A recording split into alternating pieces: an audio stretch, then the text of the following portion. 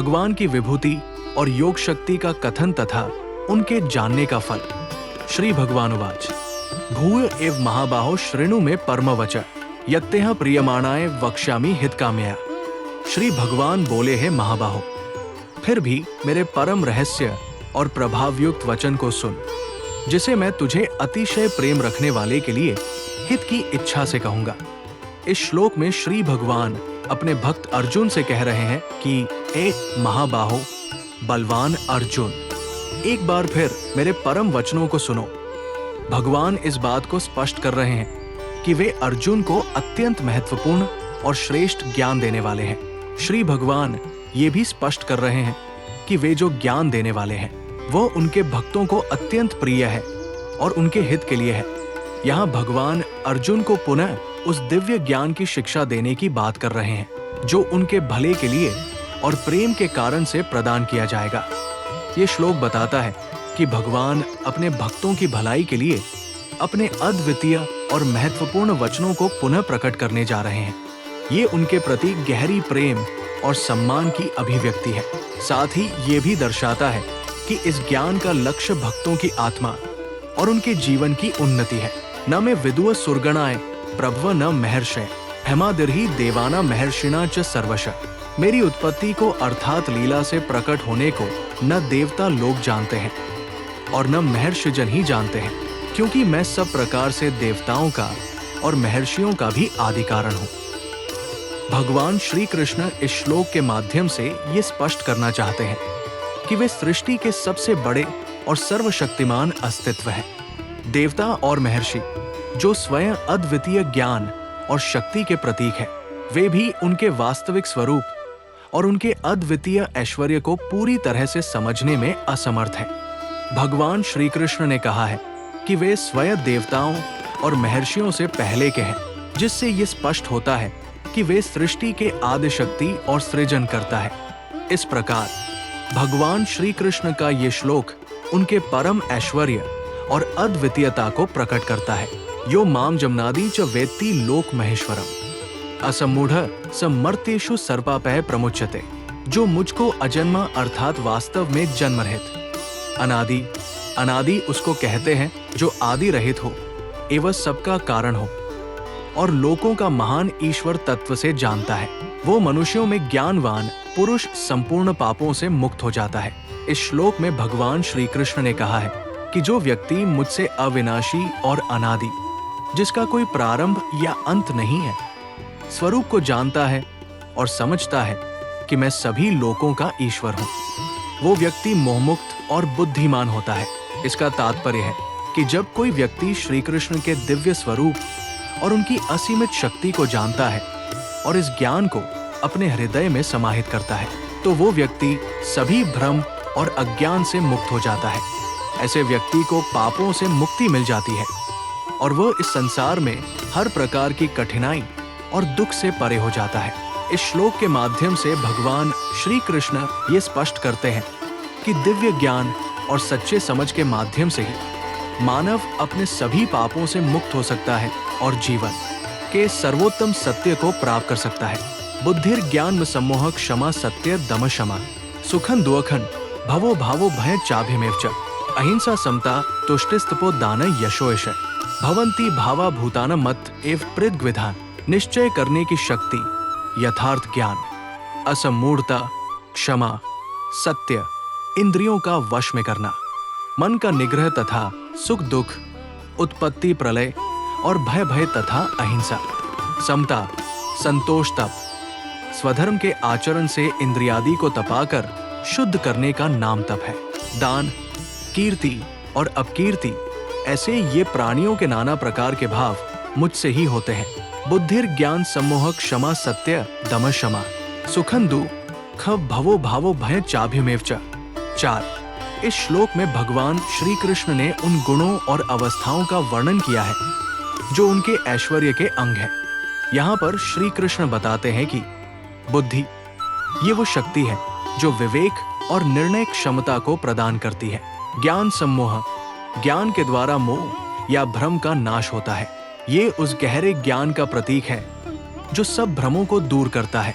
क्षमा, दूसरों की गलतियों को सहन करने की क्षमता, जो एक सच्चे संत के गुणों में शामिल है। सत्य, सत्यवादिता और ईमानदारी। दम, इंद्रिय संयम, अर्थात अपने इंद्रियों पर नियंत्रण रखना। शम, मन की शांति और नियंत्रण। इसके साथ ही सुख और दुख, जन्म और मृत्यु, भय और निर्भयता, ये सभी भगवान के ऐश्वर्य के अंग हैं। भगवान का ऐश्वर्य हर स्थिति में और हर अवस्था में प्रकट होता है। ये तत्व भगवान के दिव्य स्वरूप के अद्वितीय गुण हैं, जो जीवन के हर पहलू को प्रभावित करते हैं।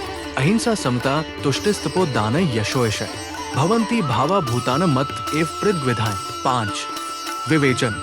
इस श्लोक में भगवान श्री कृष्ण उन गुणों और अवस्थाओं का वर्णन करते हैं जो उनके ऐश्वर्य के विभिन्न रूप हैं। अहिंसा, बिना हिंसा या चोट पहुंचाए जीवन जीने की कला। समता, सभी प्राणियों के प्रति समान दृष्टिकोण, किसी भी भेदभाव के बिना। तुष्टिय, आत्मसंतोष और खुशी, जो व्यक्ति के भीतर से आती है। तपः, तपस्या, आत्मसंयम और साधना की प्रक्रिया। दान, दूसरों की भलाई के लिए अपनी संपत्ति और संसाधनों का योगदान। इसके अलावा यशय और अयशय, प्रशंसा और निंदा जैसे गुण भी भगवान के ऐश्वर्य के हिस्से हैं। ये बताता है कि ये सभी गुण अलग अलग प्राणियों में विभिन्न प्रकार से प्रकट होते हैं, लेकिन सब भगवान की दिव्य शक्ति से उत्पन्न होते हैं। भगवान के ऐश्वर्य का ये व्यापक रूप जीवन के हर पहलू में उनकी उपस्थिति को प्रकट करता है।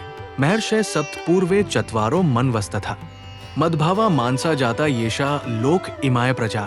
7 महर्षिजन, 4 उनसे भी पूर्व में होने वाले संकादि तथा स्वयंभूव आदि 14 मनु, ये मुझ में भाव वाले सब के सब मेरे संकल्प से उत्पन्न हुए हैं, जिनकी संसार में ये संपूर्ण प्रजा है। इस श्लोक में भगवान श्री कृष्ण अपनी दिव्य स्थिति और शक्ति को स्पष्ट करते हुए कहते हैं कि महर्षय सप्तपूर्वे, पहले के 7 महर्षि सप्तर्षि थे।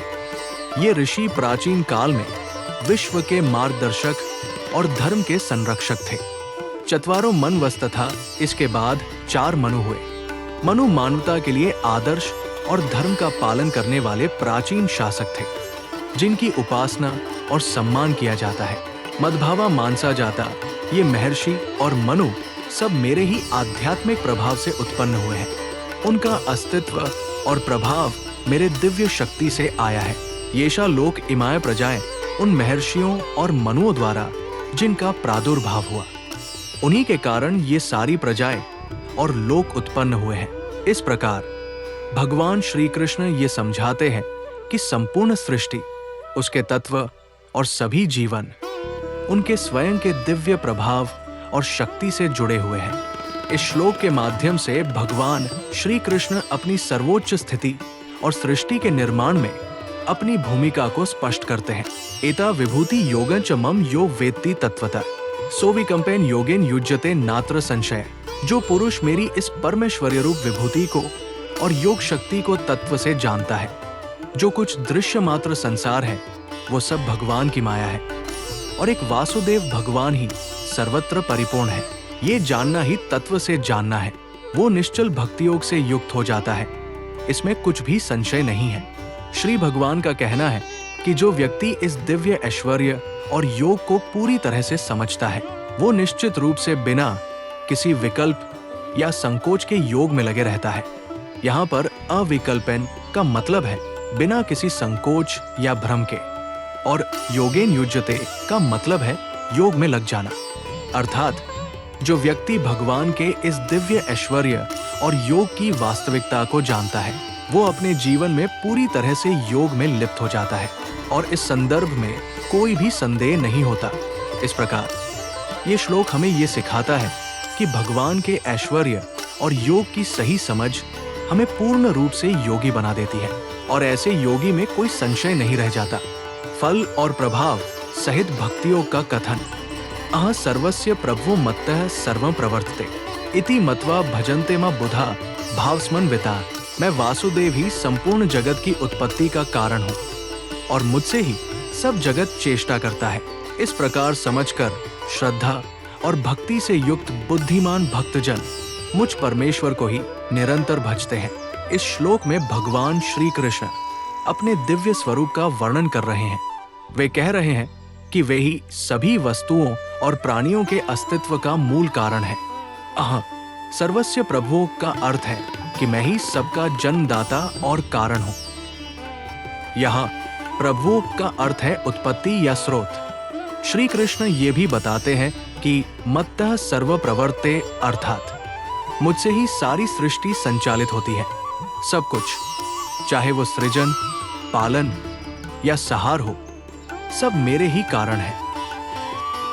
जो लोग इस दिव्य सत्य को समझते हैं और मानते हैं, वे बुधा अर्थात बुद्धिमान होते हैं। ऐसे लोग जो इस गहन सत्य को आत्मसात कर लेते हैं, वे अपने भाव और भक्ति के साथ मुझसे जुड़ते हैं। वे अपने हृदय में प्रेम और समर्पण भाव से मेरी पूजा करते हैं।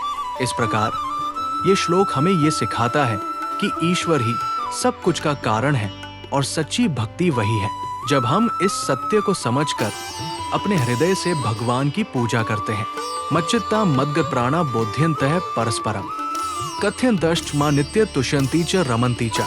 निरंतर मुझ में मन लगाने वाले और मुझ में ही प्राणों को अर्पण करने वाले मुझ वासुदेव के लिए ही जिन्होंने अपना जीवन अर्पण कर दिया है, उनका नाम मद्गत प्राणा है। भक्तजन मेरी भक्ति की चर्चा के द्वारा आपस में मेरे प्रभाव को जानते हुए तथा गुण और प्रभाव सहित मेरा कथन करते हुए ही निरंतर संतुष्ट होते हैं और मुझ वासुदेव में ही निरंतर रमन करते हैं। 9 व्याख्या। इस श्लोक में भगवान श्री कृष्ण अपने भक्तों के गुण और उनके आपसी संबंध को वर्णित कर रहे हैं। मच्चित्ता मद्गत प्राणा ये दर्शाता है कि जो भक्त मेरे ध्यान में पूरी तरह से लीन है और जिनका मन और प्राण मेरे में समाहित है, वे मेरे प्रति पूरी तरह समर्पित है। बोध्यन्तः परस्परम, ऐसे भक्त एक दूसरे को मेरी कथाओं और गुणों के बारे में ज्ञान प्रदान करते हैं और आपसी संवाद के माध्यम से एक दूसरे को प्रेरित करते हैं। कथयन्तश्च मां नित्य, ये भक्त प्रतिदिन मेरे विषय में चर्चा करते हैं, मेरी लीला और गुणों का गुणगान करते हैं, जिससे उनका आत्मिक जीवन संपूर्ण होता है। तुष्यन्ति च रमन्ति च, इस प्रकार वे आत्मिक संतोष और आनंद प्राप्त करते हैं। इस दिव्य चर्चा और श्रद्धा से उनके जीवन में खुशी और आनंद का अनुभव होता है। इस श्लोक के माध्यम से भगवान श्री कृष्ण ये स्पष्ट करते हैं कि जो भक्त उनके प्रति पूर्ण रूप से समर्पित होते हैं और उनके गुणों की चर्चा करते हैं, वे सच्चे आनंद और संतोष की प्राप्ति करते हैं।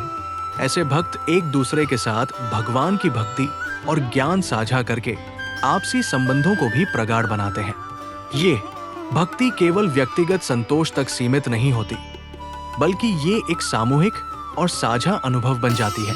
इस प्रकार भगवान के प्रति समर्पण और उनकी कथा का आदान प्रदान भक्तों के जीवन में एक दिव्य आनंद और संतोष लाता है। तेषा सतत युक्ताना भजता प्रीति पूर्वकम ददामी बद्धि ओगत येन मामुप्यान्ति ते। उन निरंतर मेरे ध्यान आदि में लगे हुए और प्रेम पूर्वक भजने वाले भक्तों को मैं वह तत्व ज्ञान रूप योग देता हूँ जिससे वे मुझको ही प्राप्त होते हैं। भगवान श्री कृष्ण यहाँ भक्तों की भक्ति की महत्ता को उजागर कर रहे हैं। वो बता रहे हैं कि जो व्यक्ति नियमित रूप से और प्रेम पूर्वक उनकी आराधना करता है, उसके दिल और आत्मा में भगवान की उपस्थिति का ज्ञान प्रकट होता है। सतत युक्ताना, इसका मतलब है कि जो लोग लगातार और नियमित रूप से भक्ति में लगे रहते हैं, ये सततता भक्ति के प्रति एक दृढ़ संकल्प को दर्शाती है जो भगवान के साथ एक स्थिर और सच्चा संबंध बनाने में सहायक होती है। भजता प्रीति पूर्वकम, इसका अर्थ है कि भक्ति करते समय यदि व्यक्ति प्रेम और श्रद्धा के साथ भगवान की सेवा करता है तो उसकी भक्ति सच्ची होती है। ये प्रेम पूर्ण भक्ति ही भगवान को प्रसन्न करती है और भक्त को दिव्य ज्ञान का मार्ग दिखाती है। ददामी बुद्धि योग, यहाँ भगवान कहते हैं कि वे अपने भक्तों को बुद्धि योग प्रदान करते हैं। बुद्धि योग से तात्पर्य है आत्मज्ञान या दिव्य ज्ञान जो भक्त को भगवान के सच्चे स्वरूप को समझने में मदद करता है। तेषा में वानु कंपार्थम हम ज्ञानजनतमा नाशम्यात्म भावस्थो ज्ञान दीपेन भास्वता। हे अर्जुन, उनके ऊपर अनुग्रह करने के लिए उनके अंतःकरण में स्थित हुआ। मैं स्वयं ही उनके अज्ञान जनित अंधकार को प्रकाश में तत्व ज्ञान रूप दीपक के द्वारा नष्ट कर। ये ना मामुप्यांति ते, इसका अर्थ है कि इस ज्ञान के माध्यम से भक्त भगवान की पूर्णता को समझ सकते हैं और अंततः भगवान तक पहुंच सकते हैं। इस प्रकार भगवान श्री कृष्ण ने इस श्लोक में ये स्पष्ट किया है कि भक्ति और प्रेम पूर्वक आराधना करने वाले भक्तों को भगवान विशेष ज्ञान प्रदान करते हैं, जो उन्हें सच्चे ज्ञान की प्राप्ति और भगवान के समीप जाने में सहायता करता है। इस श्लोक में भगवान श्री कृष्ण कह रहे हैं कि जो भक्त उनकी विशेष कृपा के पात्र होते हैं, उन्हें वह अपने ज्ञान के दिव्य प्रकाश के द्वारा अज्ञान के अंधकार को नष्ट कर देते हैं। यहाँ पर अज्ञानजतम से तात्पर्य उन अज्ञान और अंधकार से है जो आत्मा के वास्तविक स्वरूप को छिपा देते हैं।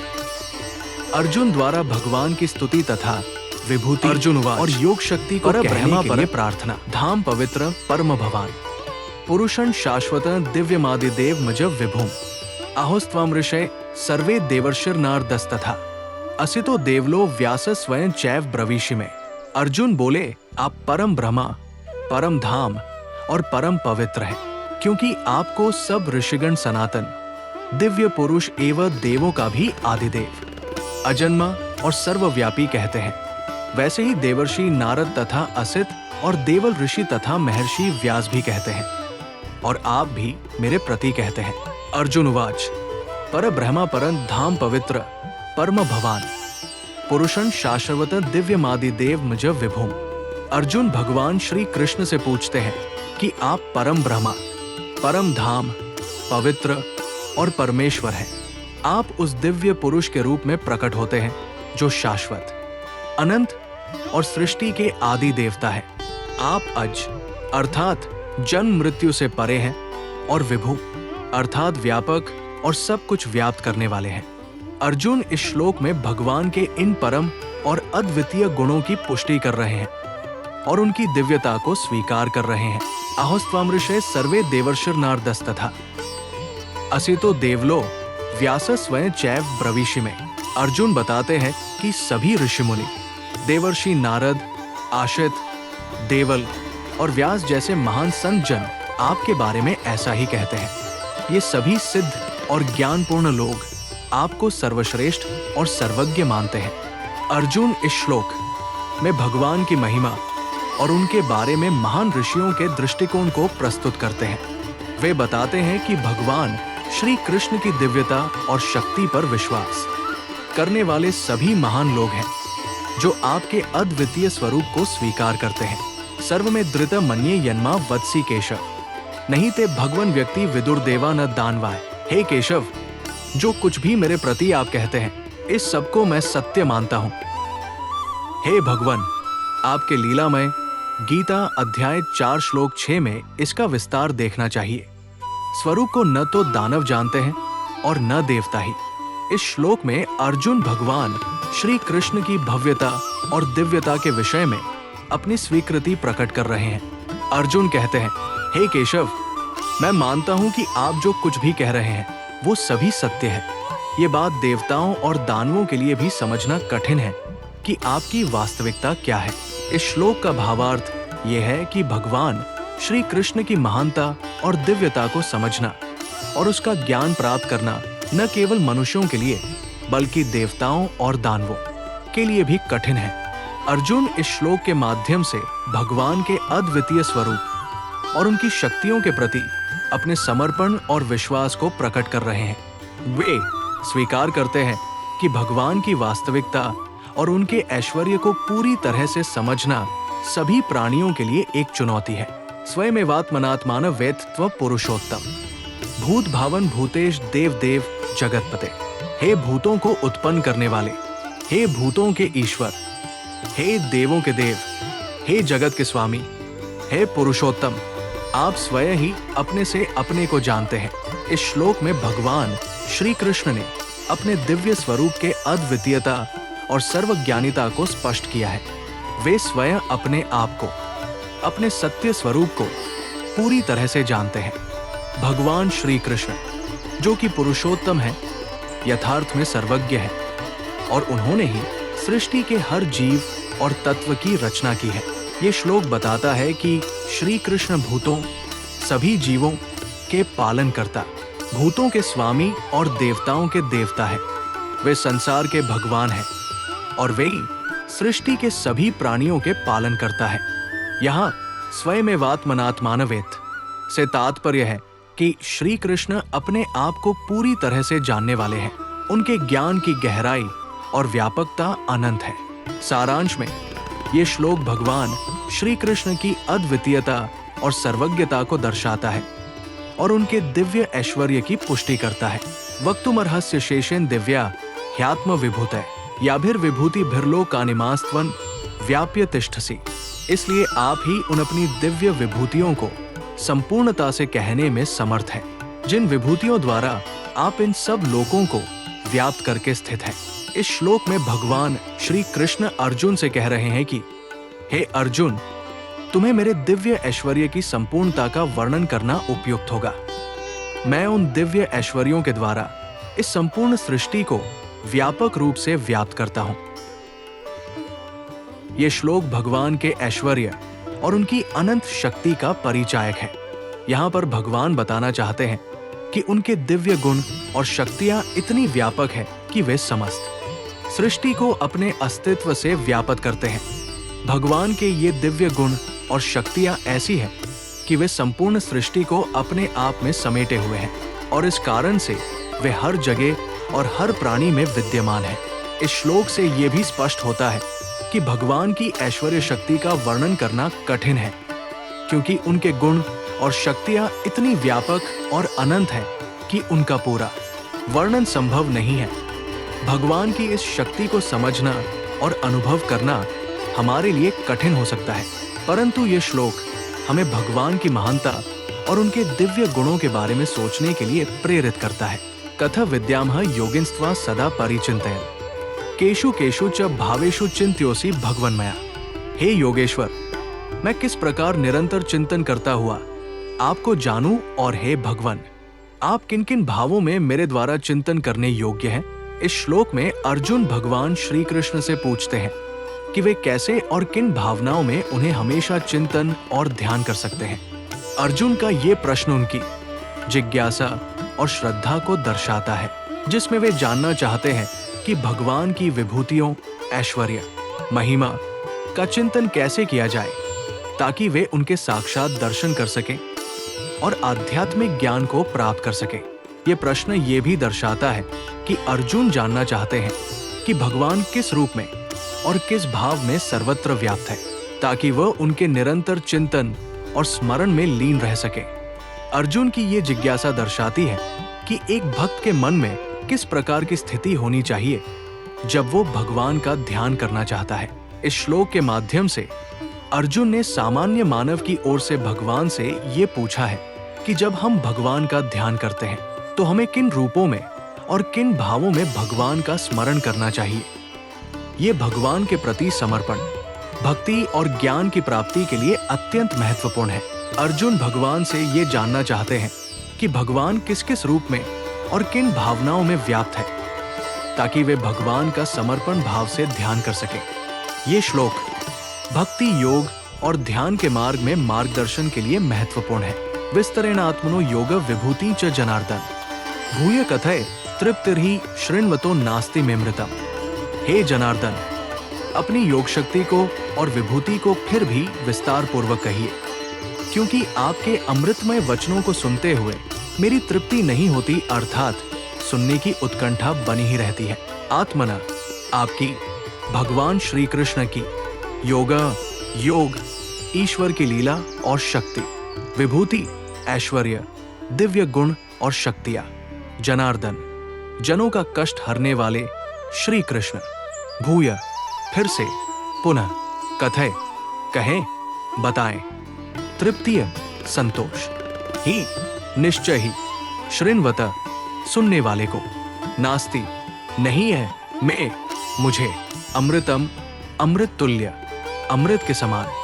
भावार्थ, अर्जुन श्री कृष्ण से निवेदन करते हुए कहते हैं, हे जनार्दन श्री कृष्ण, कृपया विस्तार से अपने योग, दिव्य लीला और विभूतियों, दिव्य ऐश्वर्य का वर्णन करें। आपके इन दिव्य गुणों और लीलाओं को सुनने में मुझे अमृत के समान आनंद की अनुभूति होती है और मेरी तृप्ति, संतोष नहीं हो रही है। मैं इसे और सुनना चाहता हूँ। इस श्लोक में अर्जुन श्री कृष्ण से उनके योग और विभूतियों को विस्तार से सुनने की इच्छा व्यक्त कर रहे हैं।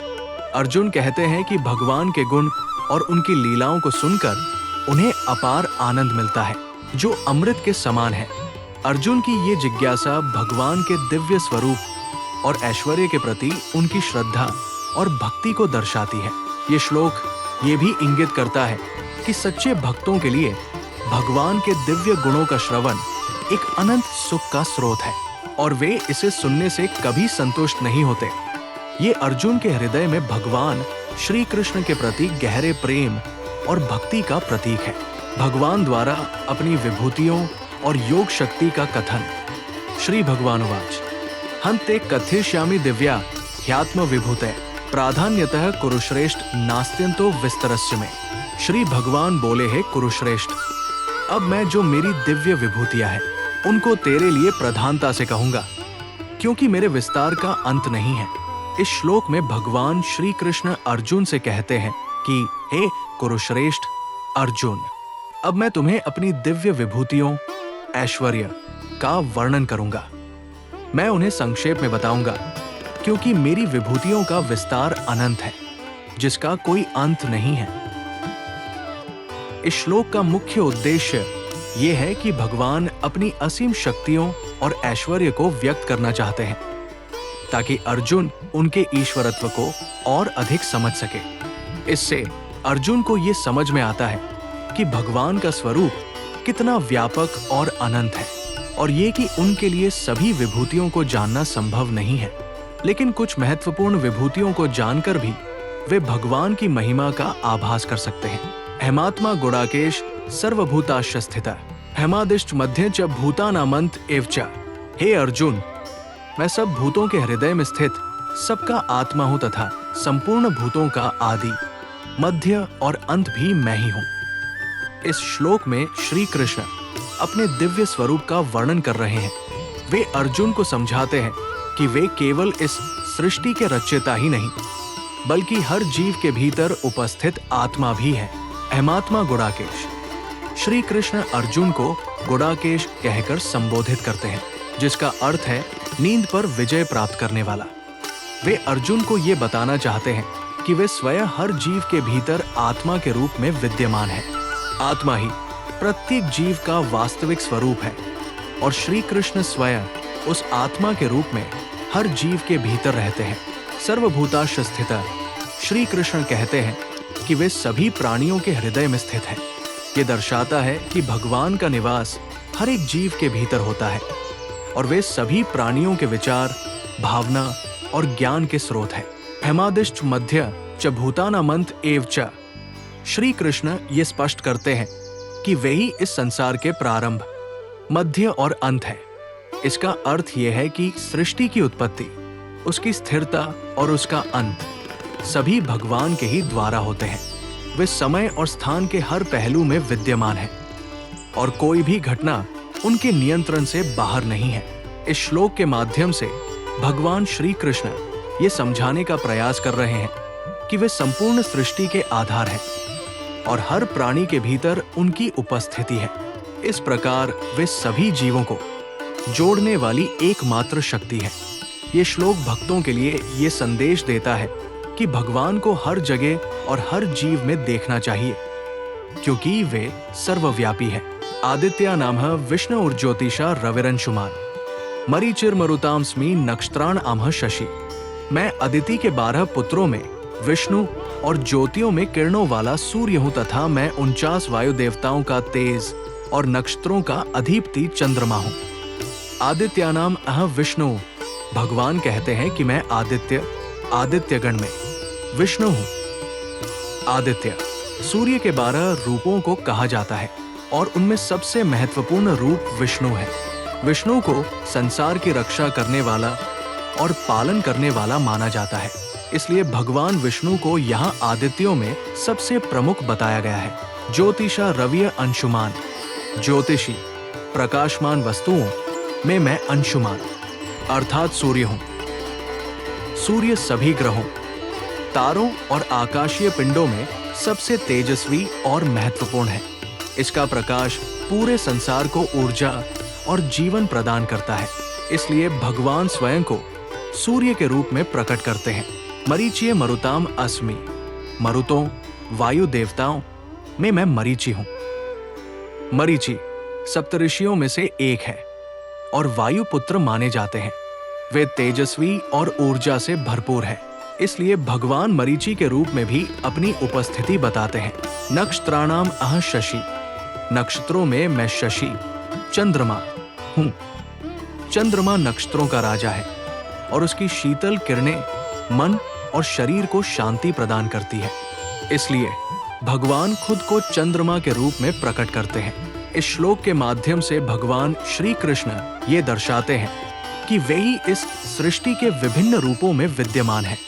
वे सूर्य के रूप में ऊर्जा और जीवन देते हैं, चंद्रमा के रूप में शांति और संतुलन लाते हैं, विष्णु के रूप में संसार का पालन करते हैं और मरीचि के रूप में तेज और शक्ति प्रदान करते हैं।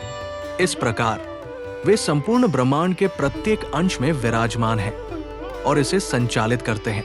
वेदाना साम वेदोस्मि देवानामस्मि वासव, इंद्रियाणा मनश्चास्मि भूतानामस्मि चेतना। मैं वेदों में सामवेद हूं, देवों में इंद्र हूं, इंद्रियों में मन हूं और भूत प्राणियों की चेतना अर्थात जीवन शक्ति हूं। भगवान श्री कृष्ण इस श्लोक में अपने ऐश्वर्य का वर्णन कर रहे हैं। वे बताते हैं कि वे विभिन्न क्षेत्रों में सबसे श्रेष्ठ रूप में प्रकट होते हैं।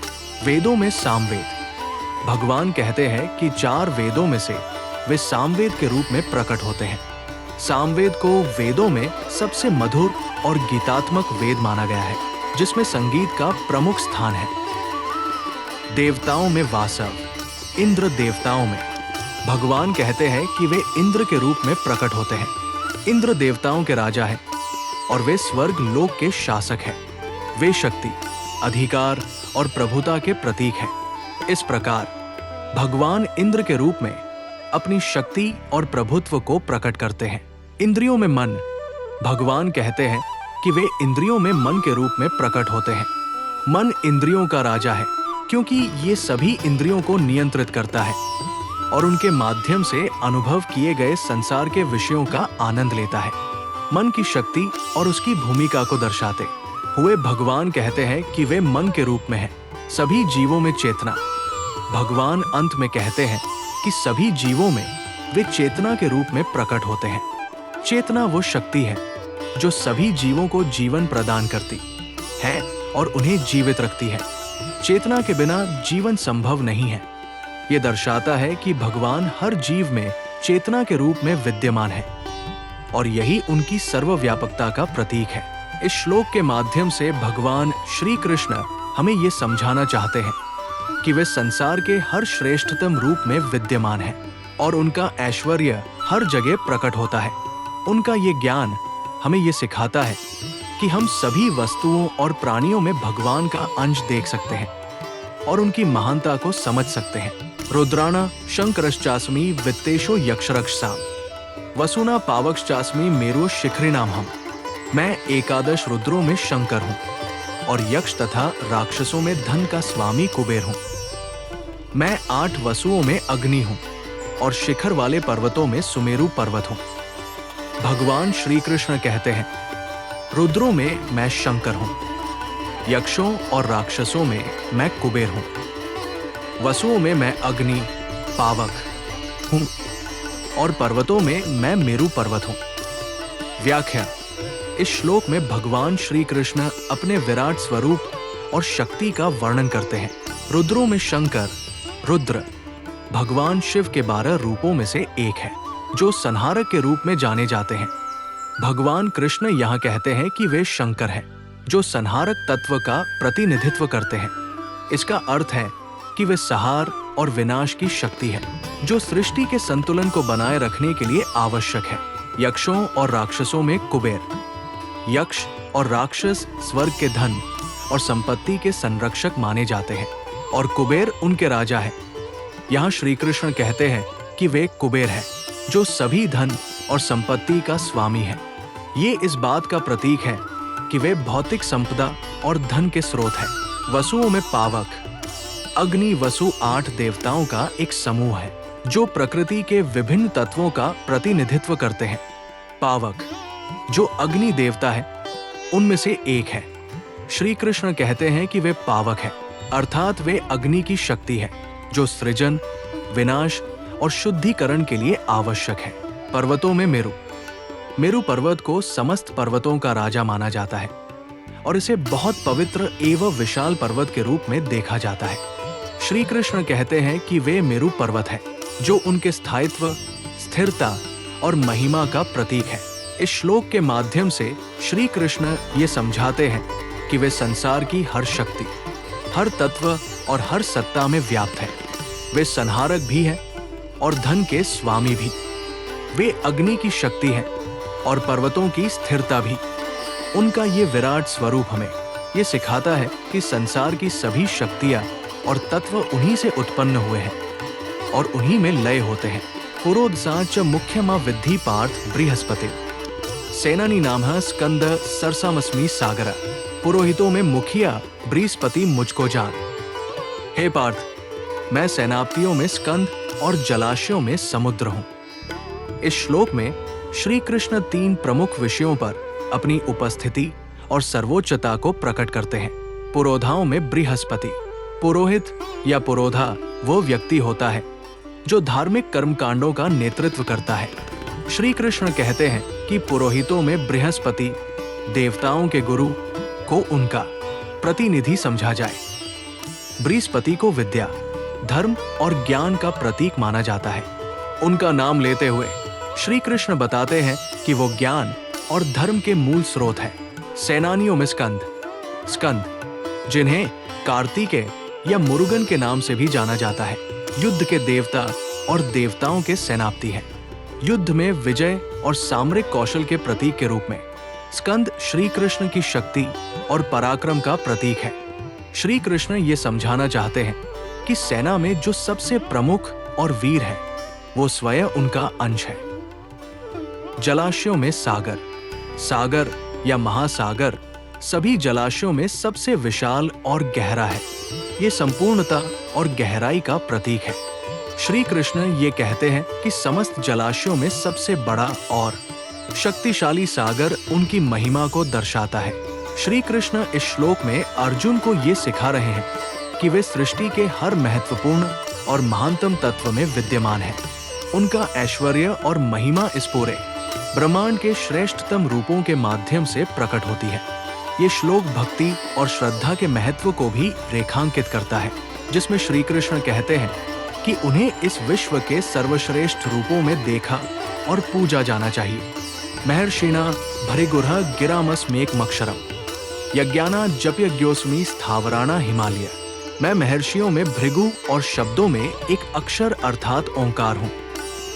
सब प्रकार के यज्ञों में जपयज्ञ और स्थिर रहने वालों में हिमालय पहाड़ हूँ। श्री कृष्ण कहते हैं कि महर्षियों में मैं भृगु हूँ। भृगु ऋषि महान तपस्वी और ज्ञान के प्रतीक माने जाते हैं। वे सप्तऋषियों में से एक हैं और ऋषियों के प्रमुख हैं।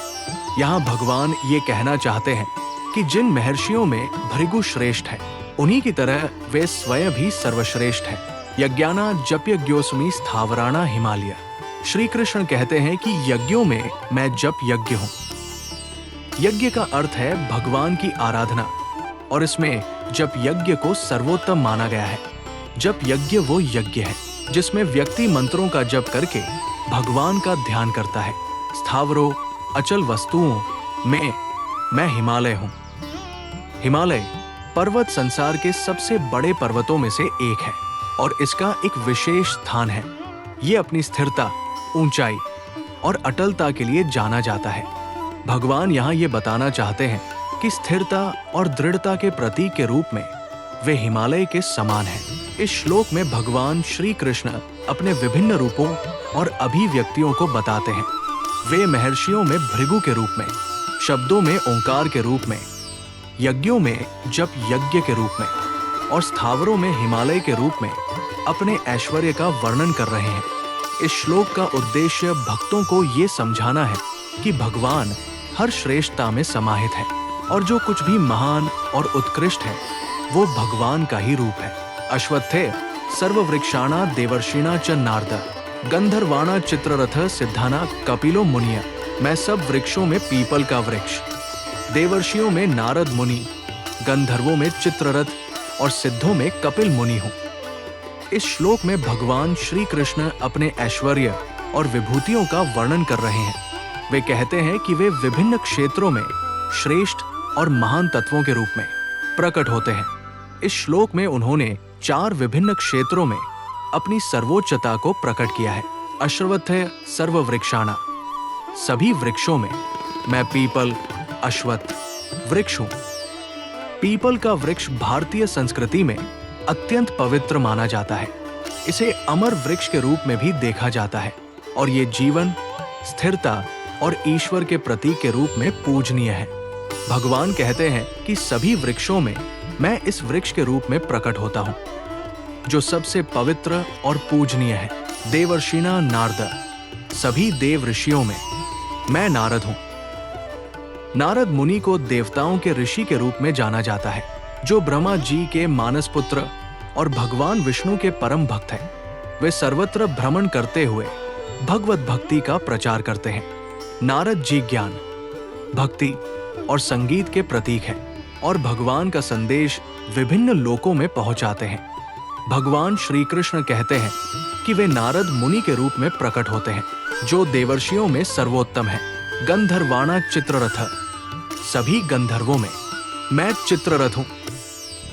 चित्ररथ गंधर्वों के राजा है, जो अपने सुंदर संगीत और कला के लिए प्रसिद्ध है। गंधर्व देवताओं के संगीतज्ञ होते हैं और उनके राजा के रूप में चित्ररथ को माना जाता है। भगवान कहते हैं कि सभी गंधर्वों में मैं चित्ररथ के रूप में हूं, जो कला और संगीत में श्रेष्ठ है। सिद्धाना कपिलो मुनिया, सभी सिद्ध पुरुषों में मैं कपिल मुनि हूं। कपिल मुनि को सांख्य दर्शन के प्रवर्तक माना जाता है और वे अद्वितीय ज्ञान के प्रतीक हैं। भगवान कहते हैं कि सिद्धियों में जो आध्यात्मिक पूर्णता प्राप्त कर चुके हैं, मैं कपिल मुनि के रूप में प्रकट होता हूं। भगवान श्री कृष्ण इस श्लोक में ये बता रहे हैं कि वे विभिन्न क्षेत्रों में श्रेष्ठतम रूप में प्रकट होते हैं, चाहे वो वृक्षों में पीपल का रूप हो, देव ऋषियों में नारद का रूप हो, गंधर्वों में चित्ररथ का रूप हो या सिद्ध पुरुषों में कपिल मुनि का रूप हो। हर क्षेत्र में भगवान अपनी सर्वोच्चता का परिचय देते हैं। ये श्लोक ये समझाने के लिए है कि भगवान की उपस्थिति सृष्टि के हर श्रेष्ठ और महान तत्व में विद्यमान है और ये सभी उनके दिव्य ऐश्वर्य के प्रतीक हैं। उच्च ऐश्रवसमश्वाना विद्धि मामृतोद्धवम ऐरावतं गजेंद्राणा नराणा च नराधिपम। घोड़ों में अमृत के साथ उत्पन्न होने वाला उच्च ऐश्रवा नामक घोड़ा, श्रेष्ठ हाथियों में ऐरावत नामक हाथी और मनुष्यों में राजा मुझको जान। उच्च श्रवस, ये एक बहुत ही प्रसिद्ध और अद्भुत घोड़ा है जिसका नाम उच्च श्रवस है। इसे विशेष रूप से देवताओं द्वारा अमृत के समुद्र से प्रकट किया गया था और ये असाधारण शक्ति और तेज के साथ प्रतिष्ठित है। इस श्लोक में भगवान श्री कृष्ण ने इसे अपनी शक्ति के एक प्रतीक के रूप में प्रस्तुत किया है। अमृतोद्भवम, इस शब्द का अर्थ है अमृत से उत्पन्न या अमृत से जन्मा हुआ। भगवान श्री कृष्ण यहाँ ये स्पष्ट कर रहे हैं कि उच्च श्रवस की उत्पत्ति अमृत से हुई थी, जो उनकी दिव्य शक्ति और ऐश्वर्य को दर्शाता है। ऐरावत एक दिव्य हाथी है जो इंद्र का वाहन है। ये भी अमृत से उत्पन्न हुआ था और बहुत ही शक्तिशाली और सम्मानित है। गजेंद्राणा, गजेंद्र शब्द का अर्थ है हाथी और गजेंद्राणा का अर्थ है हाथियों के राजा। यहाँ ऐरावत को हाथियों के राजा के रूप में प्रस्तुत किया गया है। नराणा च नराधिपम, नराधिपम का अर्थ है मनुष्यों का राजा और इसका मतलब है कि भगवान श्री कृष्ण मानवों के राजा और सर्वोच्च शक्ति के प्रतीक भी है। सारांश, इस श्लोक के माध्यम से भगवान श्री कृष्ण ने बताया है कि उनके ऐश्वर्य और दिव्यता के प्रतीक उच्च श्रवस और ऐरावत है। उच्चय श्रवस जैसे महान घोड़े और ऐरावत जैसे महान हाथी उनकी अनंत शक्ति और महानता के प्रतीक हैं। इस प्रकार भगवान श्री कृष्ण स्वयं को इन दिव्य प्रतीकों के रूप में प्रस्तुत करके अपनी महत्ता और प्रभाव को प्रकट कर रहे हैं। आयुधा नाम वज्र धेनु नामस्मि कामधुक, प्रजंश चास्मि कंदर्पै सर्पाणाम समी वासुकिया। मैं शस्त्रों में वज्र और गौ में कामधेनु हूँ। शास्त्रोक्त रीति से संतान की उत्पत्ति का हेतु कामदेव हूँ और सर्पों में सर्पराज वासुकी हूँ। इस श्लोक में भगवान श्री कृष्ण अपने ऐश्वर्य का वर्णन करते हुए विभिन्न वस्तुओं और जीवों में अपनी उपस्थिति को दर्शाते हैं। आयुधा नाम वज्र, आयुधों में मैं वज्र हूँ। वज्र एक अत्यंत शक्तिशाली अस्त्र है जो इंद्रदेव का प्रमुख हथियार है। इस उदाहरण के माध्यम से भगवान बता रहे हैं कि शक्तिशाली अस्त्रों में वे स्वयं वज्र के रूप में उपस्थित है, अर्थात सबसे अधिक प्रभावशाली और बलवान अस्त्र में उनकी शक्ति विद्यमान है। धेनु नाम मी कामधुक, गायों में मैं कामधेनु हूँ। कामधेनु एक दिव्य गाय है जो अपनी अद्भुत शक्ति के कारण किसी भी प्रकार की इच्छा पूरी कर सकती है। भगवान श्री कृष्ण ने गायों में स्वयं को कामधेनु के रूप में प्रस्तुत किया है, जिसका मतलब है कि वे सभी इच्छाओं की पूर्ति करने वाली शक्ति के रूप में विद्यमान है। प्रजंश चासमी कंदर्प, संतान उत्पन्न करने वालों में मैं कंदर्प हूँ। कंदर या मनमत प्रेम और आकर्षण का देवता है।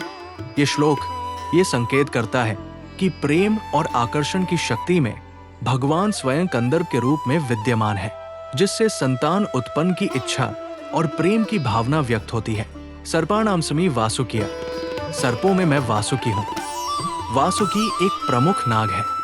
सर्पों में वासुकी का उल्लेख करके भगवान श्री कृष्ण ये दर्शाते हैं कि सर्पों के संसार में उनकी उपस्थिति वासुकी के रूप में है, जो अत्यधिक बलवान और प्रभावशाली नाग है।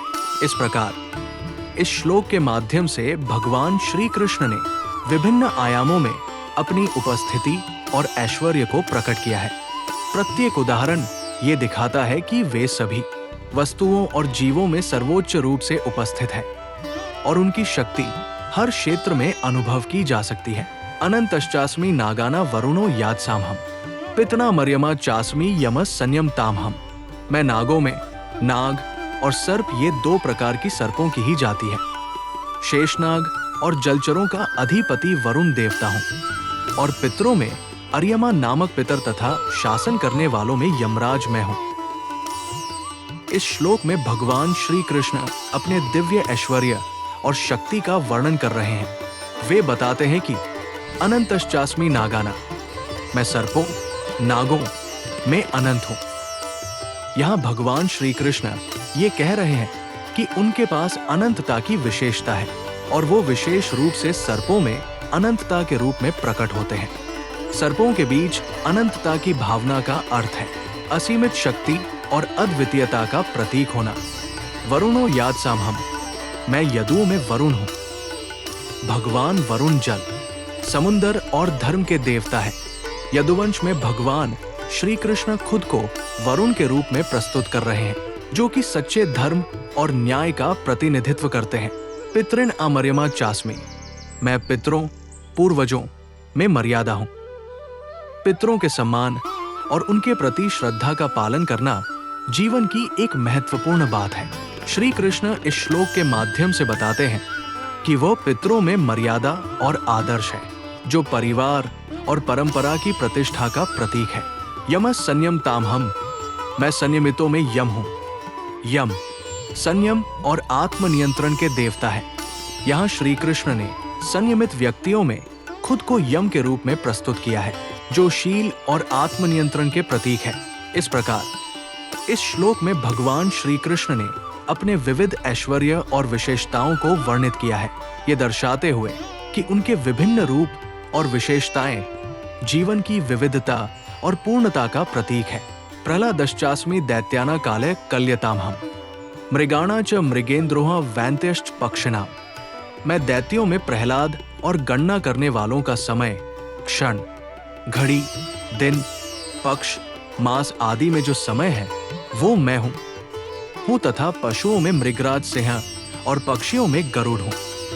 इस श्लोक में भगवान श्री कृष्ण ने अपनी विभूतियों को स्पष्ट किया है।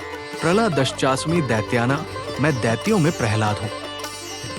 यहाँ पर भगवान श्री कृष्ण ये कह रहे हैं कि वे दैत्यों के बीच प्रहलाद के रूप में प्रकट होते हैं।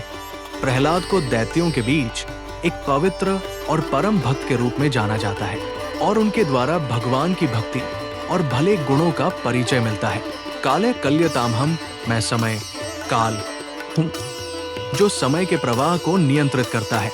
ये कहकर भगवान ये सूचित कर रहे हैं कि वही समय के स्वामी हैं और समय की शक्ति को संचालित करते हैं।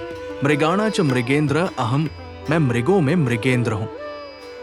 यहाँ पर भगवान श्री कृष्ण स्वयं को मृगों के राजा के रूप में प्रस्तुत कर रहे हैं, जिसका तात्पर्य है कि वे वन्य जीवों के बीच सबसे श्रेष्ठ है।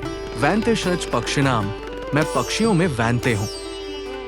वैंते, जिसे हम गरुड़ भी कहते हैं, पक्षियों के राजा के रूप में पूजनीय है। भगवान श्री कृष्ण ये कहते हैं कि वे गरुड़ के रूप में पक्षियों के बीच श्रेष्ठता का प्रतीक है।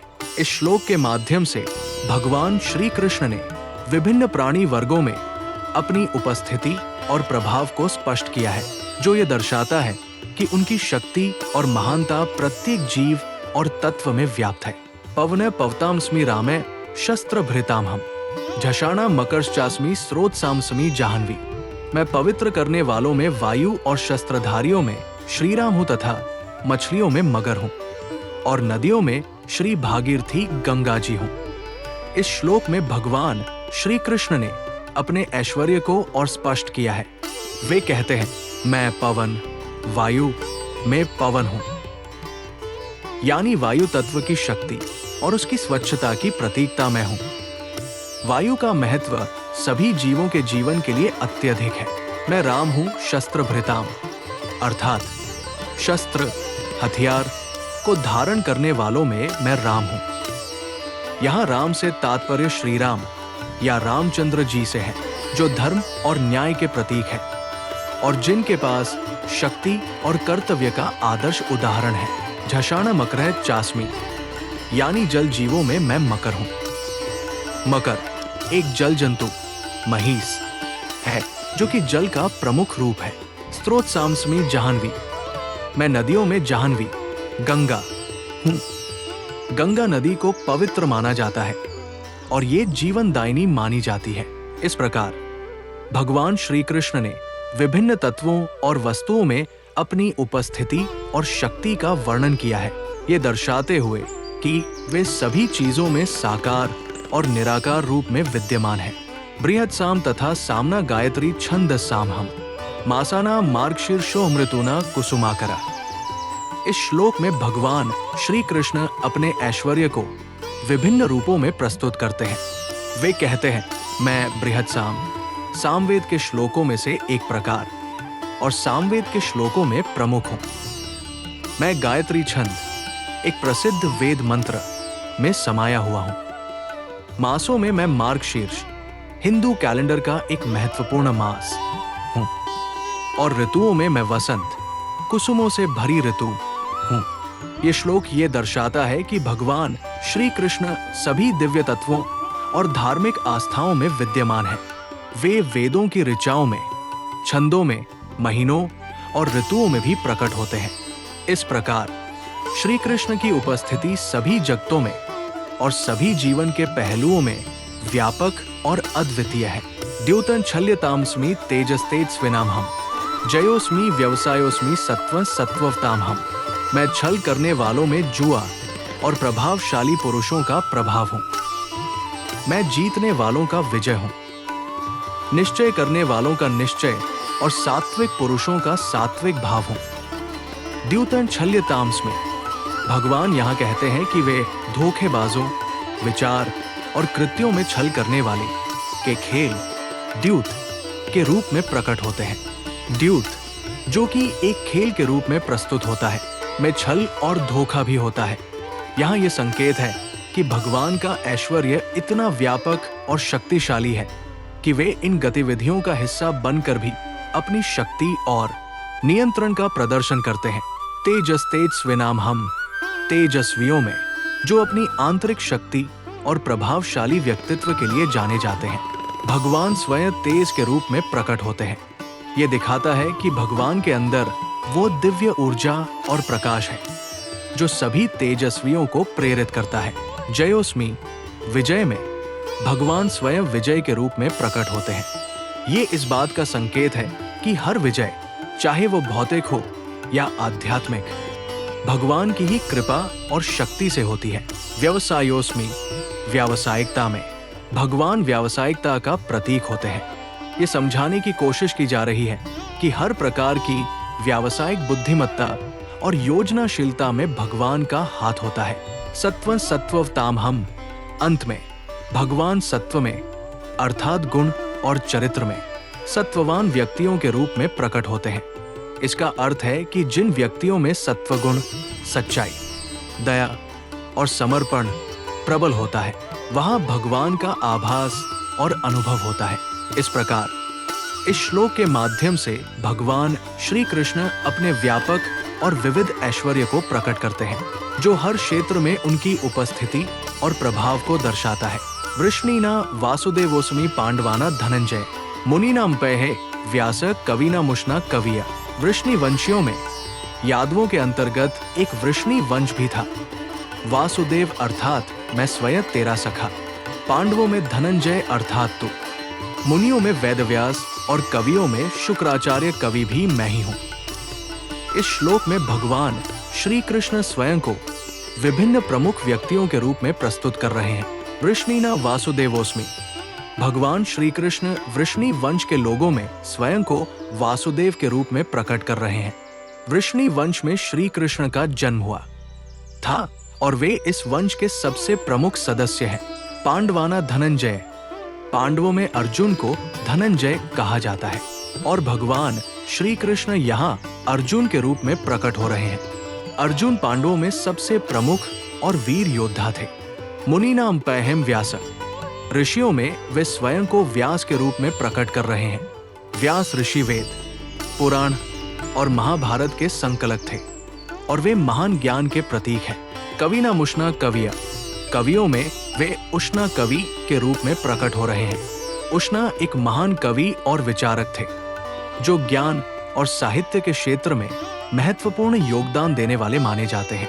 इस श्लोक के माध्यम से भगवान श्री कृष्ण ये दर्शा रहे हैं कि वे विभिन्न वर्गों और भूमिकाओं में स्वयं को प्रकट कर सकते हैं।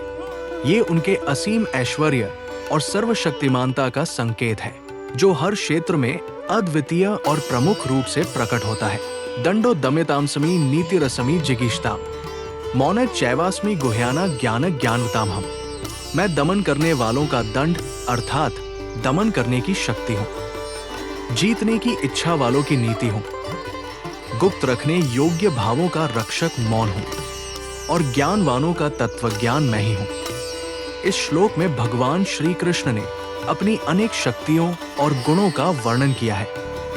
दंडो दम्यतामस्मि, भगवान कहते हैं कि वे दंड, सजा के रूप में प्रकट होते हैं। जिनके पास आत्मनियंत्रण है वे भगवान की इस शक्ति का अनुभव कर सकते हैं। यहाँ दंड का तात्पर्य उन नियमों और विधान से है जो समाज को नियंत्रित करते हैं और नैतिकता की रक्षा करते हैं। नीति रसमि जिगीषताम, भगवान कहते हैं कि वे नीति, धर्म है, विशेष रूप से उन लोगों के लिए जो जीत की इच्छा रखते हैं। यहाँ नीतिगत मार्गदर्शन का तात्पर्य है कि जो भी अपने जीवन में सफलता और विजय प्राप्त करना चाहते हैं उन्हें धर्म और नीति का पालन करना चाहिए। मौन चैवास्मि गुह्याना, भगवान कहते हैं कि वे मौन, गुप्तता के रूप में प्रकट होते हैं। जो गुप्त या रहस्यमयी बातें हैं वे भगवान की इस शक्ति से परिपूर्ण है। यहाँ मौन का तात्पर्य उन रहस्यों और गुप्त ज्ञान से है जो केवल विशेष लोगों को ही प्राप्त होता है। ज्ञान ज्ञानवताम हम, भगवान कहते हैं कि वे ज्ञान के रूप में प्रकट होते हैं, विशेषकर उन लोगों के लिए जो स्वयं ज्ञानवान है। ये ज्ञान उन लोगों के लिए होता है जो अपने विवेक और समझ से भगवान की वास्तविकता को जानने की क्षमता रखते हैं। इस प्रकार भगवान श्री कृष्ण ने इस श्लोक में अपने दिव्य गुणों को स्पष्ट किया है, जो धर्म, नीति, गुप्तता और ज्ञान के रूप में प्रकट होते हैं। यच्चापि सर्वभूताना बीजं तदहम अर्जुन न तदस्ति विना यत्स्यान्मया भूतं चराचरम। और हे अर्जुन, जो सब भूतों की उत्पत्ति का कारण है वो भी मैं ही हूं, क्योंकि ऐसा चर और अचर कोई भी भूत नहीं है जो मुझसे रहित हो। इस श्लोक में भगवान श्री कृष्ण अपने ऐश्वर्य और उनके द्वारा संपूर्ण सृष्टि के पालन और समर्थन की बात कर रहे हैं। भगवान का कहना है कि वे सभी प्राणियों और वस्तुओं का बीज है, यानी सृष्टि के हर पहलू का मूल कारण है। बीज का अर्थ है स्रोत या आधार। जैसे बीज के बिना पेड़ का अस्तित्व नहीं हो सकता, वैसे ही सृष्टि के बिना भगवान का अस्तित्व भी नहीं हो सकता। भगवान श्री कृष्ण यहाँ ये भी स्पष्ट कर रहे हैं कि वही सब कुछ है और सब कुछ उनके द्वारा नियंत्रित और संचालित होता है। इस प्रकार वे सभी जीवों और निर्जीव वस्तुओं का मूल आधार है। ये श्लोक हमें ये भी सिखाता है कि भगवान के बिना सृष्टि की कोई कल्पना नहीं की जा सकती। वे हर जगह व्याप्त है और उनके बिना कोई भी वस्तु या प्राणी अस्तित्व में नहीं रह सकता। इस प्रकार इस श्लोक के माध्यम से भगवान श्री कृष्ण हमें उनके दिव्य ऐश्वर्य और सृष्टि के प्रति उनके असीम योगदान को समझाने का प्रयास कर रहे हैं। नान्तोस्ति मम दिव्याना विभूतिना परन्तप एष तु देशतः प्रोक्तो विभूतिर्विस्तरो मया। हे परन्तप, मेरी दिव्य विभूतियों का अंत नहीं है। मैंने अपनी विभूतियों का ये विस्तार तो तेरे लिए एक देश से अर्थात संक्षेप से कहा है। इस श्लोक में भगवान श्री कृष्ण अर्जुन से कहते हैं कि मेरे दिव्य ऐश्वर्यों की कोई समाप्ति नहीं है, मेरे इन ऐश्वर्यों की अनंतता है। और इस श्लोक में मैंने केवल कुछ विशेष ऐश्वर्यों का वर्णन किया है जो इस संदर्भ में उचित है। नान्तोस्ति मम दिव्याना विभूतिना परन्तप। यहाँ भगवान श्री कृष्ण स्पष्ट करते हैं कि उनके दिव्य विभूतियों ऐश्वर्यों की कोई सीमा नहीं है। नान्तोस्ति का अर्थ है कि कोई अंत नहीं है। भगवान के ऐश्वर्य अनंत है और उनकी कोई भी पूर्णता नहीं है। एष तु देशतः प्रोक्तो विभूतिर्विस्तरो मया। यहाँ भगवान ये भी कहते हैं कि उन्होंने केवल कुछ विशेष ऐश्वर्यों का उल्लेख किया है ताकि अर्जुन को समझने में आसानी हो। उद्देश्यतः का अर्थ है विशेष उद्देश्य के लिए और विस्तरो का मतलब है विस्तृत या विस्तार से। इसलिए भगवान ने केवल मुख्य ऐश्वर्यों का विवरण किया है, जबकि उनका वास्तविक ऐश्वर्य तो अनंत और अपरिमित है। इस प्रकार भगवान श्री कृष्ण इस श्लोक के माध्यम से ये दर्शाते हैं कि उनके ऐश्वर्यों का पूरा विवरण या व्याख्या करना असंभव है। उन्होंने केवल कुछ प्रमुख गुणों और शक्तियों का ही वर्णन किया है, लेकिन उनका वास्तविक ऐश्वर्य हर एक तत्व में व्याप्त है और सर्वव्यापी है। यद्यद् विभूति मत्सत्व श्रीम दुर्जित में वा तत्देवावगच्छ त्वं मम तेजोंश संभवम्। जो भी विभूति युक्त अर्थात ऐश्वर्य युक्त, कांति युक्त और शक्ति युक्त वस्तु है, उसको तू मेरे तेज के अंश की ही अभिव्यक्ति जान। इस श्लोक में भगवान श्री कृष्ण ने अपने दिव्य ऐश्वर्य और शक्ति की पहचान का संकेत दिया है। यहाँ भगवान कह रहे हैं कि यद्यद् विभूति मत्सत्वा, किसी भी प्रकार की महानता, ऐश्वर्य या विशेषता जो इस संसार में दिखती है, चाहे वो किसी वस्तु में हो या किसी व्यक्ति में हो, श्रीम दुर्जित में वा, या जो विशेषता धन, सौंदर्य या अन्य प्रकार की प्रसिद्धि का कारण बनती है, तत्देवावगच्छ, उसे पहचानो और समझो कि वह भी मेरी ही शक्ति का एक अंश है। त्वं मम तेजोश संभवम्, वो सब कुछ मेरे दिव्य तेज या शक्ति से ही उत्पन्न हुआ है। इस प्रकार भगवान श्री कृष्ण हमें ये समझाते हैं कि जो कुछ भी इस दुनिया में अत्यधिक सुंदर, शक्तिशाली या ऐश्वर्यपूर्ण दिखाई देता है, वो सब उनके दिव्य तेज से उत्पन्न हुआ है। इसे पहचान कर हमें ये समझना चाहिए कि सभी वस्तुओं और गुणों का वास्तविक स्रोत भगवान का स्वयं का दिव्य शक्ति है। अथवा बहुनैतिन की ज्ञातेन तवार्जुन विष्टभ्याहमिदं कृत्स्न में कांशन स्थितो जगत। अथवा हे अर्जुन, इस बहुत जानने से तेरा क्या प्रयोजन है? मैं इस संपूर्ण जगत को अपनी योग शक्ति के एक अंश मात्र से धारण करके स्थित हूँ। ओम तत्सदिति श्रीमद् भगवद गीता सूपनिषत्सु ब्रह्म विद्याया योग शास्त्रे श्री कृष्ण अर्जुन संवादे विभूति योगो नाम दशमोध्याय 10।